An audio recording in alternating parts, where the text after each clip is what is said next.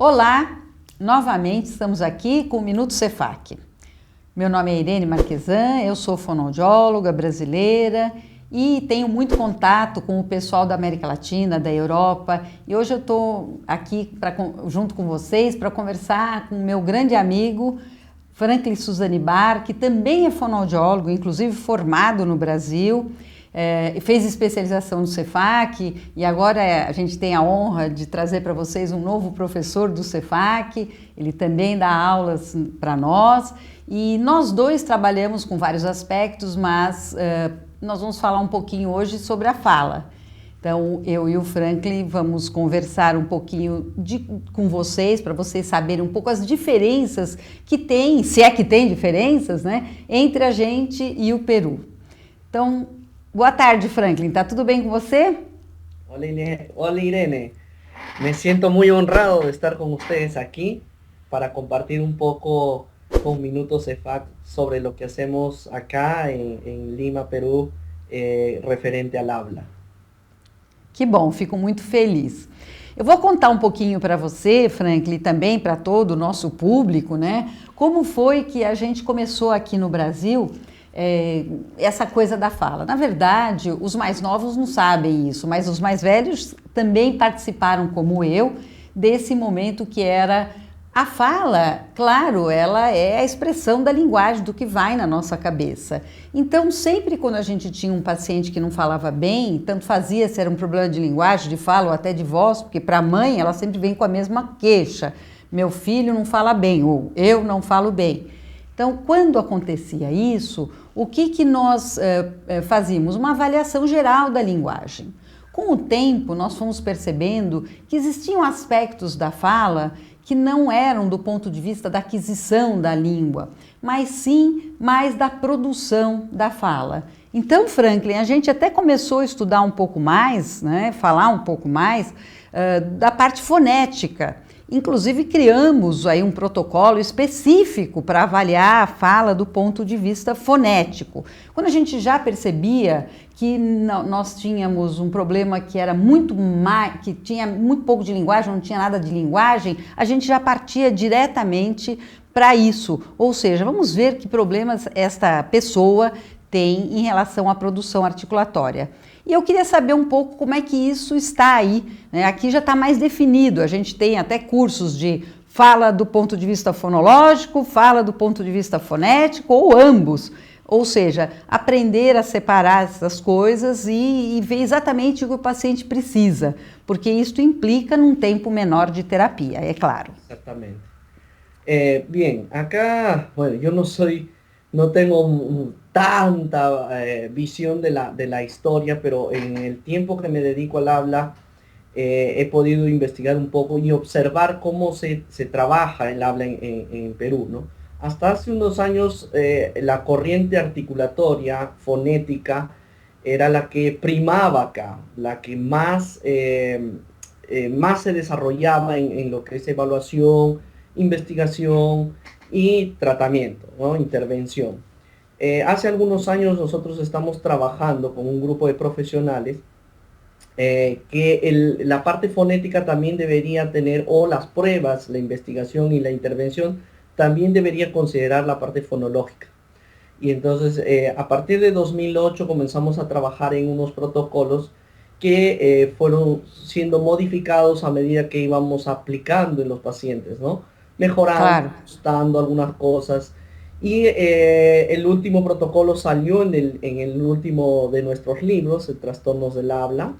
Sim. Es el PEF-R, que es el Protocolo de Evaluación Fonética Fonodiológica Revisado, donde nuevamente hicimos algunos cambios basados en la evidencia. Entonces, lo que estamos procurando mucho acá es que una evaluación del habla, específicamente cuando el papá refiere que hay problemas de articulación, porque el papá no sabe si es fonético, fonológico, Claro. o lo refieres, procuramos valorar las dos cosas en un solo protocolo, que sería Claro.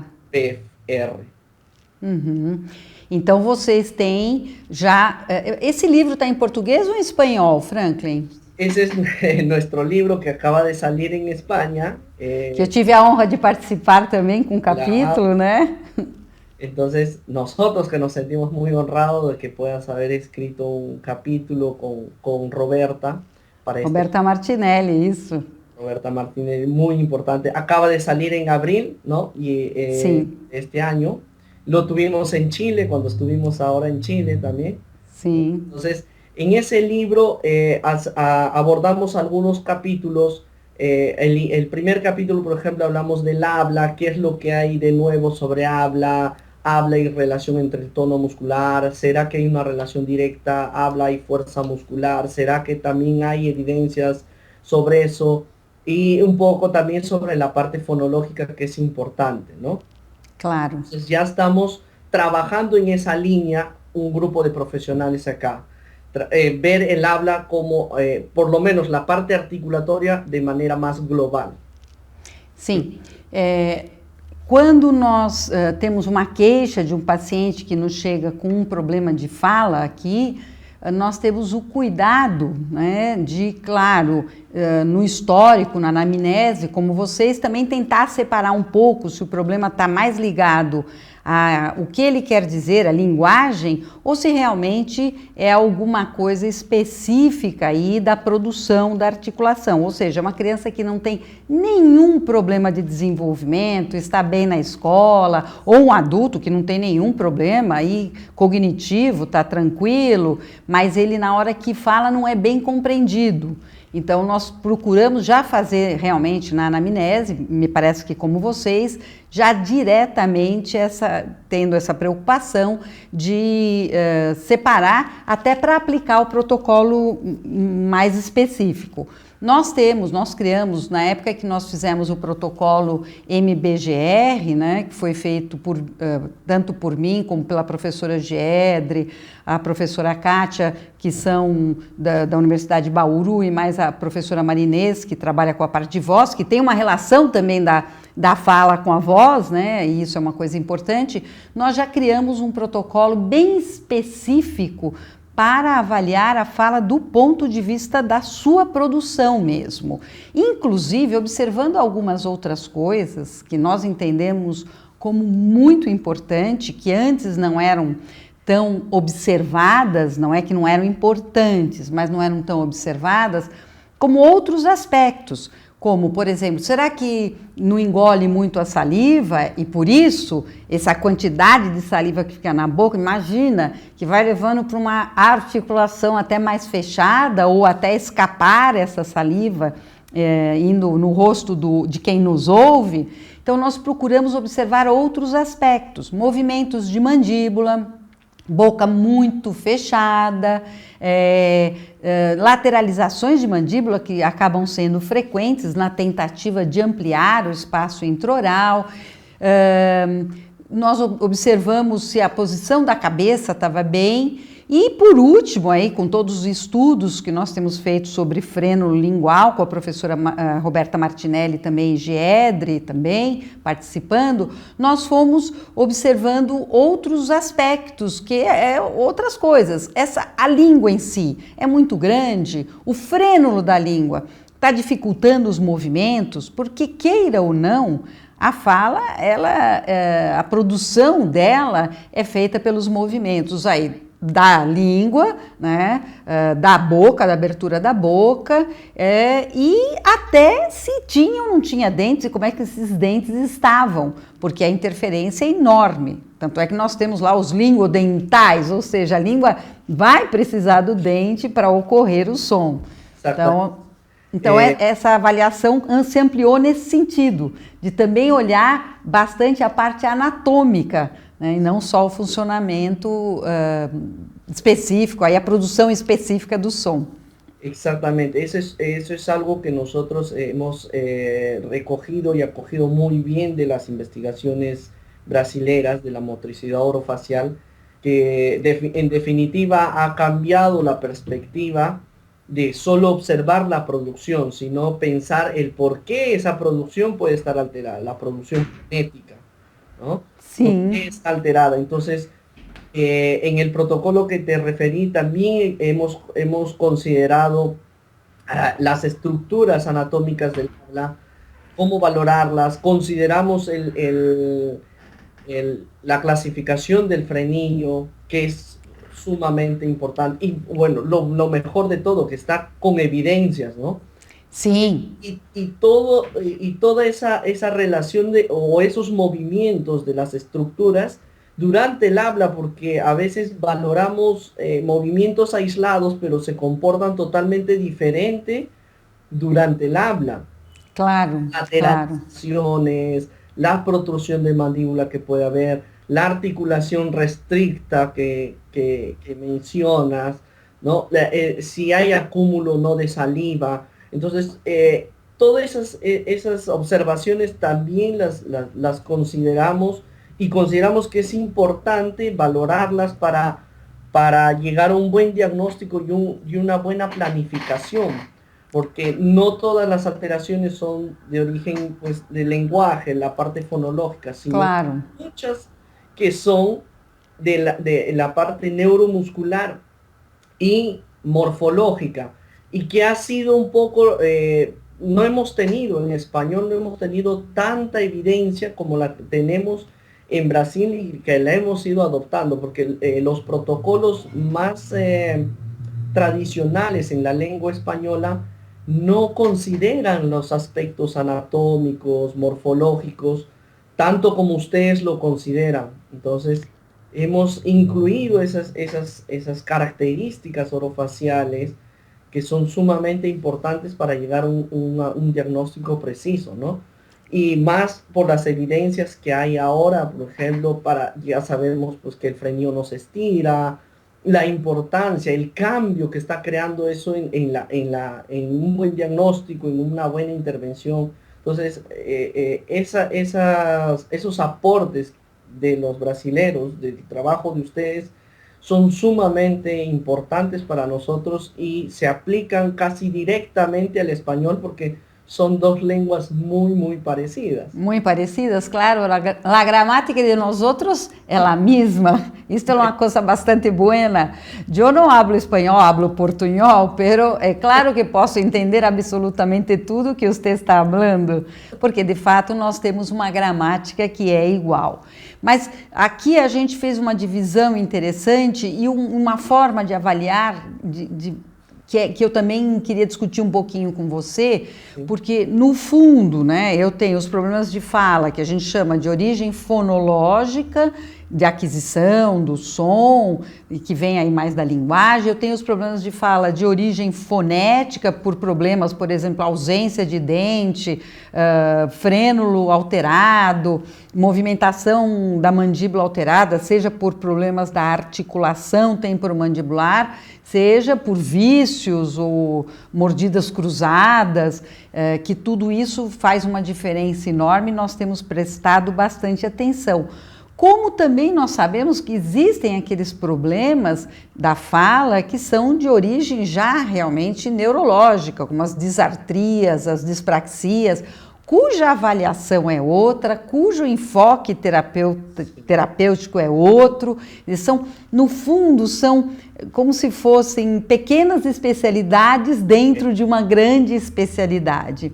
E aqui a gente está, de alguma forma, para avançar nos estudos, a gente tem prestado tanta atenção nisso que muitos fonoaudiólogos se aprofundam realmente muito numa área e não fazem outra. Ele faz mais linguagem, o outro faz mais problemas de fala de origem neurológica e outros problemas de fala que tenham comprometimentos mecânicos. A própria fissura lábio-palatina, que é específica, a pessoa pode não ter nenhum problema de linguagem associado, é uma coisa bastante específica. E uma outra, algo que muita gente já sabe, que tem estudos aí que vem aí da neurociência, e que a gente também foi estudando um pouco aqui, um pouco ali, a gente vai trazendo para o foco do que a gente faz. Antigamente o fonoaudiólogo, assim como o paciente, a gente usava fundamentalmente aí a orelha, ou seja, vamos ouvir como o paciente fala. Olha, ele quando está falando barata, ele está falando bauata, né? E a gente ficava preocupado em reproduzir, entender o que ele está fazendo. Pôs a língua para trás, pôs a língua para frente, mas por quê? Baseado no som, fundamentalmente naquilo que a gente ouvia. Hoje a gente tem uma preocupação enorme em entender até o que a língua está fazendo exatamente para produzir esse som. E mais recentemente você tem tido aí avanços, né, em pesquisas que têm sido feitas, principalmente nos Estados Unidos, que tem toda uma parte tecnológica por ter mais dinheiro do que nós, né? E eu li recentemente um artigo, acho que 2015, 2016, muito interessante, onde o paciente vê no ultrassom sua língua funcionando dentro da boca. Então ele não usa só a orelha, ele usa a visão dele também. E aqui a gente tem tomado bastante cuidado ao fazer o relatório de recortar os movimentos da boca e da língua para o paciente ver também o que ele faz. Nós usamos muito mais a orelha no passado e muito pouco a visão, ou seja, entender os movimentos e o paciente também poder ver esses movimentos para poder ele mesmo modificando. E nos Estados Unidos, que tem uma tecnologia maior, eles conseguem uma terapia muito mais rápida, uma solução, principalmente desse R, né, o R da ponta da língua, que vocês chamam de rótico, se eu não me engano, né? E as róticas, então, que a gente, porque nós temos os dois, o R da frente, né, barata, careca, e o R do fundo, rádio, rei, roupa, que produz mais na parte posterior da língua. E eles têm feito uma terapia super curta usando ultrassom. Então, o que nós temos procurado fazer na nossa terapia é cada vez menos exercícios, a não ser que eu tenha problemas de tônus ou da mobilidade em si da língua, e mais uma aproximação mesmo e uma descoberta do paciente, tendo consciência de como ele produz aquele som, como o outro produz o som e o que é que faz essa diferença. Então se usa orelha e visão ao mesmo tempo e os avanços aí na terapia têm sido enormes, né? Sim. Eu não sei como é que isso está um pouco aí para você, não sei como é que está, o que você tem lido sobre isso, né, sobre essas pesquisas. Bien, primero respondiendo un poco a lo que me mencionas de la evaluación. Sí, o sea, lo que procuramos es hacer una diferenciación clara entre las alteraciones fonéticas y fonológicas, porque la terapia va a ser completamente diferente, ¿no? Claro. Si bien que al final se necesita de fonología para generalizar, que el niño utilice ese sonido espontáneamente, que ese es el objetivo final también de una intervención. Claro. Entonces, sí, procuramos ver bien si es en la producción, si logra articular o no el sonido. Muchos niños, por ejemplo, logran decir fa, fe, fi, fo, fu, pero a la hora que le muestras una figura te dice, en vez de foca, te dice poca. La alteración ya no estaría en la producción, sino más lingüística. Claro. El reconocimiento, puede estar en la discriminación o en la organización léxico-gramatical de la palabra inclusive, ¿no? Claro. Entonces procuramos diferenciar bien eso con el protocolo que hemos elaborado. Ahora, referente a la terapia, sí. También, de acuerdo a la alteración, si es, por ejemplo, más fonética o más fonológica, vamos a trabajar en diferentes aspectos. Lo que siempre intento mostrar a los alumnos es que generalmente tenemos unas 5 fases, diríamos, para llegar a la conversación. Primero es el sonido, después vendrían las sílabas, las palabras, utilizar en frases y la conversación, o sea, de manera espontánea, ¿no? La fonética yo considero que está más en la producción aislada del sonido y hasta en sílabas, porque ya cuando entramos a palabras ya entraría más a la producción también fonológica, o sea, usamos más fonología y otros aspectos del lenguaje inclusive, ¿no? Porque de nada vale que el niño repita una palabra si no la conoce, por ejemplo, claro, si tiene almacenado léxico gramaticalmente también, ¿no? Entonces, pero cuando se trabaja la parte fonética, sí, o sea, siempre ¿qué es lo que dicen las tendencias o los diferentes autores, tanto de fonética y fonología? Al final ellos terminan proponiendo siempre tres tipos de ayuda o diríamos de estímulos para mejorar la producción del habla. El auditivo nunca puede dejar de faltar, o sea, eso es siempre importante, claro, tanto para la evaluación como para la intervención, porque nosotros aprendemos el habla principalmente por el auditivo, ¿no? No quiero decir que la parte orofacial, neurológica no sea importante, sí, pero principalmente es auditivo, o sea, el primer canal sensorial, diríamos, por un poquito claro. más de importancia.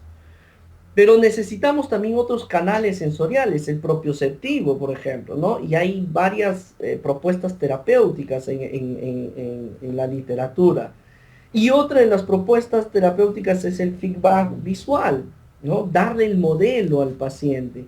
Y estas tendencias de mostrar cómo se estaría comportando la lengua dentro de la boca, entraría dentro de ese feedback visual que es sumamente importante. Obviamente cuando ves y escuchas, te da dos canales sensoriales para rehabilitarte mejor. Claro, Es evidente que no tenemos todavía esa tecnología acá, que sería pues genial, ¿no? Y bueno, ya se aplica también en otras áreas. En voz también creo que se está trabajando con el feedback acústico, ¿no? ujú, claro, Trabajando en la época que estuve en CEFAC pude ver eso, inclusive para trabajar también la articulación, ¿no? El feedback acústico para ver, para mejorar la emisión de algunos sonidos. Entonces, el paciente no tan solo tendría una ayuda auditiva, sino eh, en otros canales sensoriales. Lo que yo procuro siempre en los pacientes es observar, buscar cuál de los canales sensoriales es el por el cual más aprende. Porque ya he tenido, por ejemplo, pacientes donde yo le doy el modelo acá, el modelo oral de movimiento y el niño tiende a desordenarse más, desorganizarse más. Por ejemplo, le dices la, ¿no? Le muestras la y el niño a veces se agarra la lengua y quiere elevarla y cuando le das solo el modelo auditivo, la, y él logra producirla, la.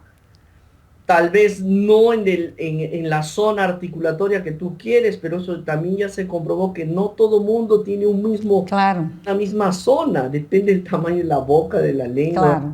y etcétera. Y eso se ve, en el español vemos mucho eso. Por ejemplo, cuando estoy en México dictando los cursos, ahí la T y la D es más interdental entre los dientes. Los propios alumnos te dicen, pero acá producimos entre los dientes la T y la D. Ya Ujú, en Perú es más dental, es un poco más atrás.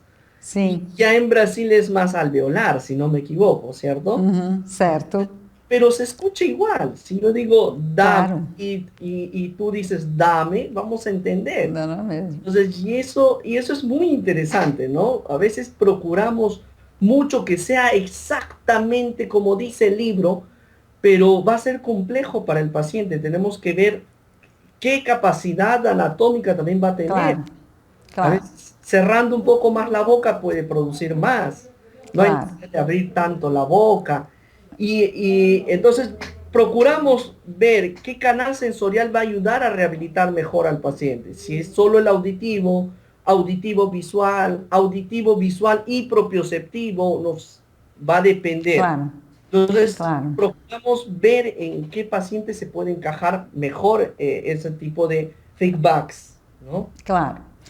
Muito bem, Franklin. Então, nós estamos nos preparando, você, eu, a professora Zuleika Camargo, né, para a nossa primeiro curso aí de fala mais completo, maior, porque são muitas faces, muitas facetas, muitas formas de ver e de trabalhar. Então, nós vamos partir para nosso primeiro aprimoramento de fala no Cefac, exclusivamente para trabalhar e para tratar mesmo, como avaliar e como tratar, e mostrando essas diferenças que existem mesmo aí até nas teorias, como o Franklin estava abordando agora. Mas, Franklin, essa troca nossa é muito importante, tanto para quem fala espanhol, como para quem fala português, e a gente poder ler um pouco do que vocês fazem, assim como você tem feito bastante, lido muito do que se escreve, você mesmo referenciou, vocês viram quanto que ele referenciou o Brasil, né, nas suas teorias, e de fato a gente caminhou bastante, como eu tenho lido muito o que é feito nos Estados Unidos, a ASHA publica muito sobre artigos de fala, e com isso nós podemos ir avançando no nosso conhecimento, nas nossas estratégias e, acima de tudo, diminuindo aí o tempo da terapia do paciente, que é o que todos nós mais queremos, não é? Yo creo que el habla es la revolución ahora, ¿no? O sea, tenemos Sí. tanto que aprender de esa función y hay mucha investigación en Estados Unidos que nos está permitiendo eso gracias a la electronactografía, electromiografía, Exatamente. resonancia, y muchas otras cosas más. Entonces, yo creo que partir para ese aprimoramiento es un gran paso, es un gran paso Exatamente. para el entendimiento del habla. Y É essa a ideia. qué mejor pues hacerlo con ustedes, con grandes profesionales que ya trabajan hace muchos años el habla y que nosotros siempre estamos referenciando y aprendiendo. Gracias. Franklin, muito obrigada pela sua conversa aqui com a gente, trazendo um pouco do que vocês fazem. É sempre um grande prazer para nós todos aqui do Brasil ter você, nem que seja dessa forma, online, né? E a gente vai voltar, provavelmente, a conversar outras vezes. Então, Sim, graças a Deus, a tecnologia nos acerca. Muitas graças. Exatamente. A tecnologia hoje está nos aproximando muito. Muito bem, nós nos veremos no próximo Minuto Cefac com outro assunto, outra pessoa importante, como nosso amigo Franklin, Zuleika e outros tantos que nós temos tido aqui. Um grande abraço e até a próxima vez.